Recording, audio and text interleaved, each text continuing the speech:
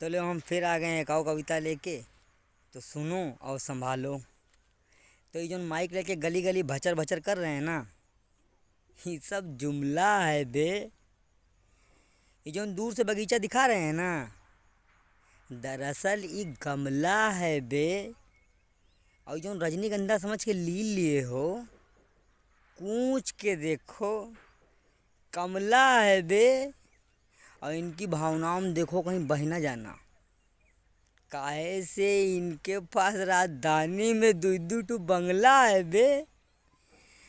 और वोट मांगने के टाइम ऐसा झुकेंगे आपके सामने जैसे कि कौनो कंगला है बे।